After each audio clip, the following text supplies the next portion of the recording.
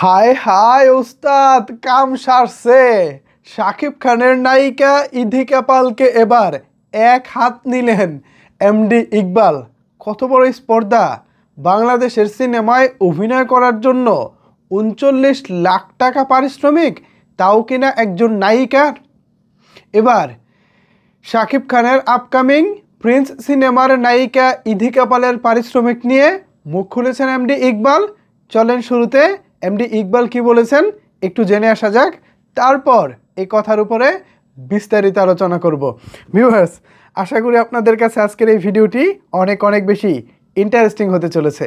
তো চলেন এবার ইকবাল ভাইয়ের ভিডিওটা দেখে আসা যাক। ইন্ডাস্ট্রিতে মিডিয়ার কিছু চাপাবাজ আছে, ঠিক আছে? মিডিয়াতে কিছু চাপাবাজ আসছে।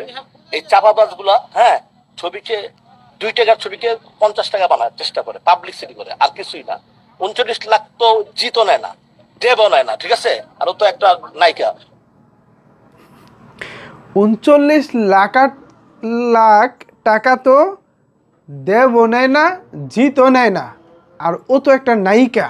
ও কিভাবে 39 লাখ টাকা দাবি করে অথবা পায়?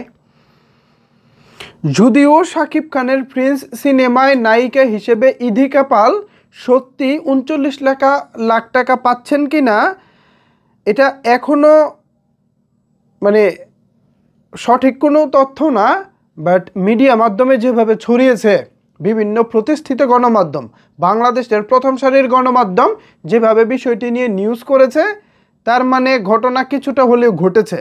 তা না হলে আমাদের মতো কন্টেন্ট ক্রিয়েটররা হয়তো বা এটা নিয়ে আলোচনা করলে ঠিক ছিল যে না, এরা ভাই আলোচনা করতেছে হুদাই। কিন্তু যখন বাংলাদেশের মেইন স্ট্রিম মিডিয়া, প্রথম সারির গণমাধ্যম বিষয়টি নিয়ে নিউজ করেন, তখন কিন্তু এটাকে ফেলে দেওয়া যায় না। এটা অবশ্যই কিছু না কিছু হয়েছে বা এটা অবশ্যই গুরুত্ব দিতে হয়। সো সেই জায়গা থেকে ইধিকা পাল আসলে, আমি ওইটা নিয়ে গতকালকে প্রশ্ন করেছিলাম যে কোন যোগ্যতায়, কিসের বলে ইধিকা পালকে 39 লাখ টাকা দেওয়া হচ্ছে? ভারতীয় রুপি 28 লাখ, যা বাংলাদেশি টাকায় কনভার্ট করলে 39 লাখ টাকা হয়। সেটা কোন যুক্তিতে, কী কারণে তাকে দেওয়া হচ্ছে, এটা আমার বোধগম্য নয়। ঠিক এভাবে একটি ভিডিও বানিয়েছিলাম। সেই ভিডিওতে আমি তুলে ধরেছিলাম ইধিকা পালকে এত টাকা না দিয়ে প্রয়োজনে বাকি টাকা গানে খরচ করা হোক, প্রয়োজনে ভালো কোনো সিকোয়েন্সের জন্য এই টাকাগুলো খরচ করা হোক, প্রয়োজনে বাংলাদেশ থেকে নায়িকা না হোক, এই টাইপের কথা বলেছিলাম। বাট আজকে ইকবালও দেখলাম, এমডি ইকবাল, তিনিও বলতেছেন যে ইধিকা পালকে এত টাকা দেওয়াটা আসলে যুক্তিসঙ্গত না বা দেওয়া ঠিকও না। এমনকি ওদের নায়ক দেব অথবা জিৎ, তারাও এত টাকা নেয় না। ঠিক এমনটাই এমডি ইকবাল বলতেছে।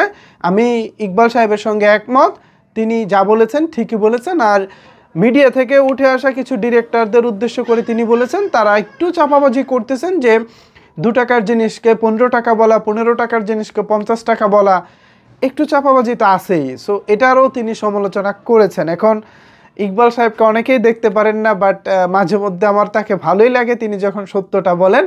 কোনো অবস্থাতেই ভাই ইধিকা পাল 40 লাখ টাকা পাওয়ার যোগ্যতা রাখে না, না না, এটা আমি শিওরলি বলতে পারি। এখন আপনারা কি বলছেন, আপনারা কি ভাবছেন, জানিয়ে দিন আপনার মতামত নিচের কমেন্টস বক্সে। ধন্যবাদ সবাইকে এতক্ষণ আমার সাথে থাকার জন্য।